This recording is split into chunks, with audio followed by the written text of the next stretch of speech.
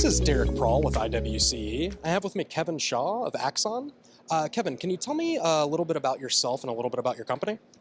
Yeah, so I'm a product manager. I lead some product development for Axon for various products related to public safety in general. But to go in a little bit deeper there, I would say Axon started about over 25 years ago. And it's a publicly traded company. It was formerly known as Taser. So the company started with Taser. It was started with a mission. Our CEO and founder, he had two friends who got shot in a road rage incident. So, and that impacted him a lot. And he was trying to find a way to create some kind of use of force tool that doesn't require death as the result. And so with that, he found the electric rifle, and then Taser was born, and then the company took from there. So after the years of Taser, we wanted to keep going towards our mission, which is protect life. So we started thinking about how can we, this is a weapon, but how can we de-escalate the situation further? And so what we found is a better way was to make a fair and equal justice system and bring the full truth to the picture. And so that's where the body cameras came in. So Axon currently is the world leader in technology for law enforcement and public safety with things like body cameras, tasers, evidence management. We're working on launching our records this year. And in fact, in July, we're launching our first LTE connected body camera as well, which is another way to drive more of that contextual truth and the full picture and situational awareness as well back to the thing. So in all of this, I am working to leverage our Axon network to see how we can bring communication and wireless communication specifically into that picture, to how we can empower our end users to help achieve our mission of protecting life through wireless communication and leverage our network and bring those two together. Really important mission that you're working on here. So I understand that this is Axon's first year at IWCE. How does the conference sort of fit into that mission? Yeah, so for me, it was my first year for sure. And we had a couple of Axon people just attend, like just as a visitors before. Sure. But yeah, this is the first year we've really been participating in panels and talking and but it was really to understand what the industry is doing when it comes to communication, when it comes to situational awareness. The really important thing isn't I said hello, you said hello, we talk to each other. The really important thing and it really helps tied to the mission is, if I am a first responder and I am going to an incident, I want to know everything before I get there. Right now, what is the reality? When I get there, they ask witnesses, or they try to find out, and then they are able to attend, or they're trying to gauge what's going on. But if, let's say, you were responding to domestic violence, and before you even knock on the door, with situational awareness, you know what the prior situation is. If there's any registered weapons or firearms there, if there's any other officers who might have been there previously, might be able to give you information in real time. So where wireless communication comes in is we need a way to leverage the broadband connectivity that FirstNet provides, that Verizon's response-ready network provides. We need to leverage that bandwidth to deliver some sort of value to our customers, to our first responders. And it really is to protect life. And it's not just protect life of the community, but it's also to protect life of the first responders. They're doing a very hard job. And we are here to say, how can we enable them through technology? And technology should not become the frontline thing. They should be the front line, and the technology enables them to do their job better and take away some of the mundane tasks and those aspects. So for me, IWCE really brought together a lot of those companies, a lot of those thought leaders, and so it was allowed me to learn about the industry. I'm fairly new to this space, and allowed me to, it's almost like a crash course into what's going on, what's the future, what are people talking about.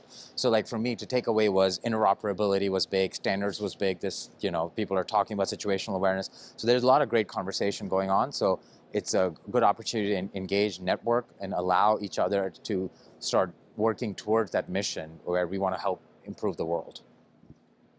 Speaking of that communication that takes place here, I understand that you were a speaker and you spoke a little bit about cloud computing. Can you tell me a little bit more about that?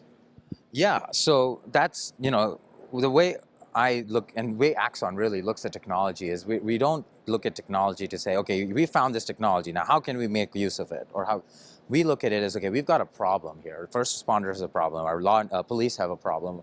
They're either not able to communicate it, or there's dead spots, or they're not getting the information in the right moment. So how do we solve that problem? So then we go find that technology. So that's where cloud computing came in. So the talk was about digital evidence management. It was what Axon has done. Axon is the world leader. We have over 300,000 users of our digital evidence management system with 53 petabytes of data. We're the largest holders of public safety data in the world on the Azure cloud. And it's growing at 2 petabytes a month. And so what we need to do is empower our customers and first responders to make use of that data, to be able to share the evidence. You know, before digital evidence management, the process used to be, if they even had cameras, they would, CCTV or in-car cameras, they would have to pull the car up, either take a USB stick to the car or take a DVD, download the CCTV footage. If it needed redaction, they go to an expert, pay them money to redact that footage frame by frame, and then they had to send it to the prosecutors or defense attorneys, or share it with the people that need to be watch it. Think about the waste, the cost, all of that. So what we did is we saw that problem. We saw that it was taking longer in the justice system, it was longer to share evidence, and evidence was getting lost, misplaced, or tampered with. So a lot of those kind of things that we saw as a problem, we were able to leverage the cloud services to deliver some of those things. So now people, through a couple of clicks, can share, automatically redact using AI. So that now, if we can just say, yep, redact all the privacy, all the screens in this video. So the AI will go in and find all the screens and redact them. So now you don't have to have sit frame by frame. So it speeds up the process. It takes away all the manual tasks that people have to do, and allows first responders to focus on what they do best, which is go and save lives and go and protect the people in the community. And so that's how we look at it. So with the cloud computing, we just shared some of our vision and where we want to go with, how we want to leverage some of these technologies and integrate and deliver some of these future vision ideas where the officers who are guardians or first responders or guardians of the community are out there, and they are empowered with the technology to do their job without technology getting in the way. That's very important, that it shouldn't get in the way. It should enable them to continue what they do best.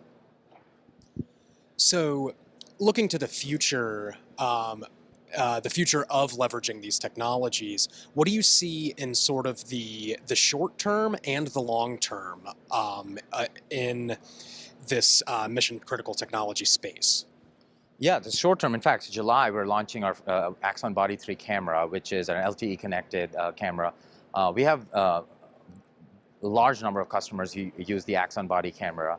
And with the LTE connected camera, the idea is to bring officer safety to the forefront through situational awareness. So in the short term, we actually will be having, the camera will have a couple of things like gunshot detection. We're using AI on the camera so if there's a gunshot, the camera will start recording and send an alert back to the command center, to the right people, so they can understand that something is going on. So instead of now having an extra action that the officer has to do during gunshot, which is the highest stress situation, sure, the technology takes care of it for them. So in the short term, and then also while it's recording, so only when it's recording, they can also tap into that camera for a live stream.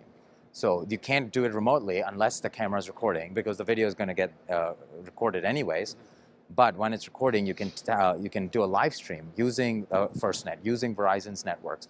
You can live stream the video back. So now, if you're another officer responding to help backup, you might be able to watch that video on the way, or have your partner watch it, or have dispatch watch it, and they can feed you the information while you're going. So now, when you're there, you're prepared. You're ready to go. You're not trying to get your bearings in that moment. So that's some of the short-term things that we're working on, and as soon as July that we're launching. Some of the longer-term things that we're looking is further enhancing that. So we've connected all of our devices. You know, all of these devices are work together and they're aware of each other. So the idea is to now, how do we bring out our Axon records? How do we bring in dispatch? How do we bring in all those aspects to further empower the officer? Officers are driving, they're multitasking experts, first responders. They're on their computers, on their phone, and they're doing work. They're doing things that they need to do because they're trying to do their job. So how do we take that away and drive it more towards preparing them to focus on the community? And that's where we're looking from the long-term side. Very good. Well, thank you so much for taking the time to speak with us. It was very interesting, and we're really happy to have you at IWCE, and we're excited to see what you're going to do next year. Yeah, thank you so much. I appreciate it. It's great.